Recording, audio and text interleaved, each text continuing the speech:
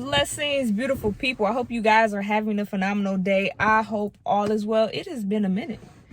First and foremost, make sure you like and subscribe to the channel if you're new to the channel. If you have been, as I say, a part of the tribe, a part of the family, appreciate you for following and subscribing to the channel.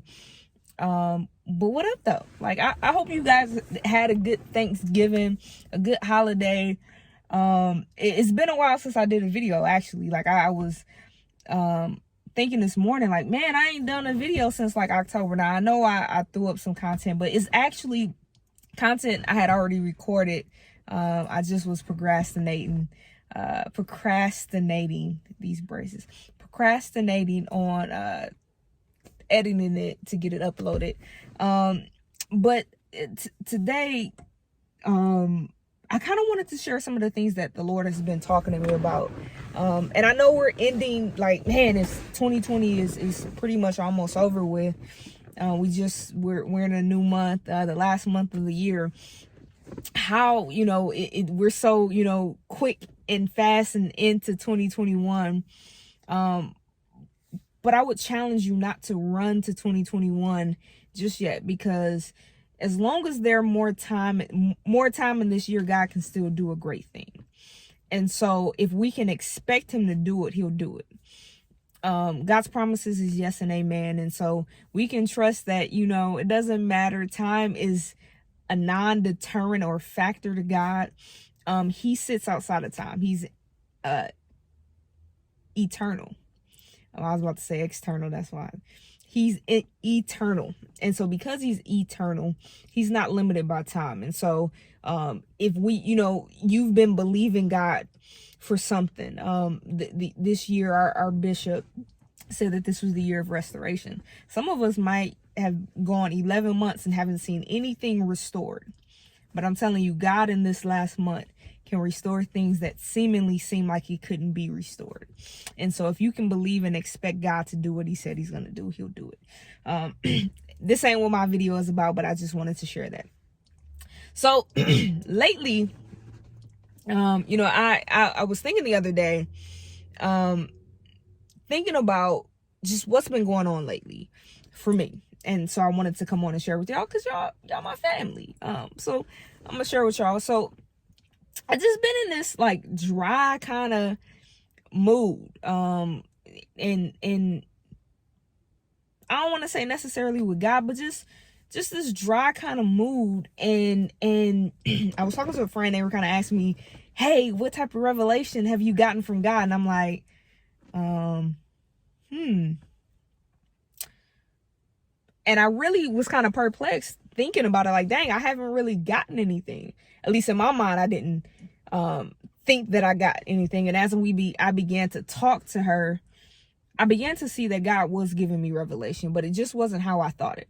It wasn't this big, spectacular thing to be grasped, or this thing like, oh God, man, I got the revelation about that. But it was something so seamlessly that he was trying to show me.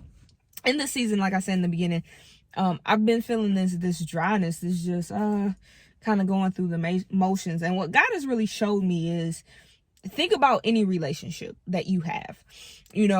When I'm in a relationship with a significant other, with your boyfriend or your girlfriend or your husband or your wife, you get to a point in time, or even with your friends, you get in a point in time where you become very familiar with that person, and it seemed like you getting a little bored. It's just like, it seems like we're going through the motion. It seems like we didn't kind of hit a dry spell. And so sometimes you feel like, something's going on, something isn't happening, man. It's just, it is what it is, whatever. And what the Lord was showing me is, what do you do in that situation? You don't just quit. You don't just give up. You be intentional. Speaking to me, you need to be intentional.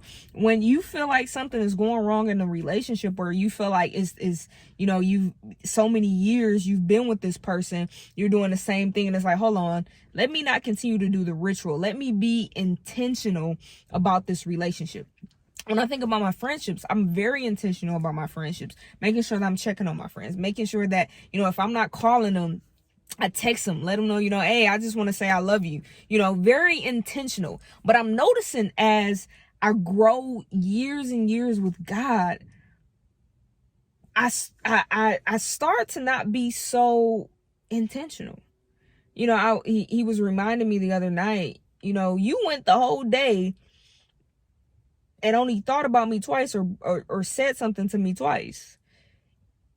And what he was showing me was you have to start to see me as a real person that has feelings and emotions, and not this big God that you only come to when you need something, or you only come to when you think about it. But you have to be intentional when you don't think about it. You got to be intentional about making time to spend with him. And so he's been just this dryness. He's been showing me you have to be intentional. You have to, Paul says, I press towards the mark of the higher calling. When you think of somebody pressing, that means there's some type of resistance that's happening. And so when I think of this dry space that I'm in, there's some type of resistance that's keeping me from wanting to be intentional. And so what the Lord was reminding me, you need to be intentional. By intentional means you need to press in when you feel like it, when you don't feel like it. Make it your business to think about God, to, I'm going to get up and pray. I'm going to get up. Yeah, I want to lay down, but no. I'm going to get up and pray. I'm going to get up. God, I'm going to just, the small things, God, let me tell you about my day. Let me tell you how my day is going. Let me tell you about something that just happened in work that just maybe pissed me off or made me angry. Let me talk to you about everything that is going on in my life. And so he's been talking to me about that, being intentional. And he compared it to, all other relationships. Because if you can learn to be this way with him, you can learn to be that way in all other relationships. You'll be intentional. You'll make sure that you'll be present, even when you feel like something is you've been in the game with this person for a few years and you just, well, they understand. No, they may not understand. And you may need to articulate what's going on. And so, and that was it. That was another thing that God wanted me to articulate. What you feeling? You feeling like it's a little dry? Everything ain't popping. It ain't. Talk to me about this. What you feeling? What's going on emotionally? What's going on in your mental? What are you thinking about? And so he wanted to remind me that. The second thing that he wanted to remind me of is, when you do spend time with me, Don't be all in your phone. And because sometimes I'll be praying and I'm praying, and I'm still typing and working, or I'm thinking about something else. I'm just praying. I'm just going through the rituals. And sometimes we do that. Sometimes we spend time with God and we make it like a chore.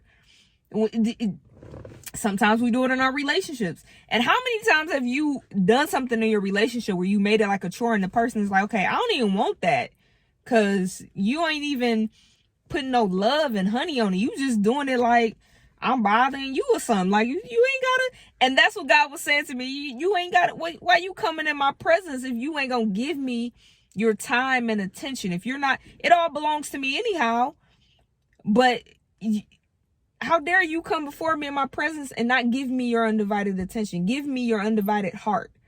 And we don't think about God like that. At least I do, but then to walk it out is another thing. To think it, but to do it is another thing. And so I just wanted to come on and share this with you guys. I hope it blesses you. I hope it helps you.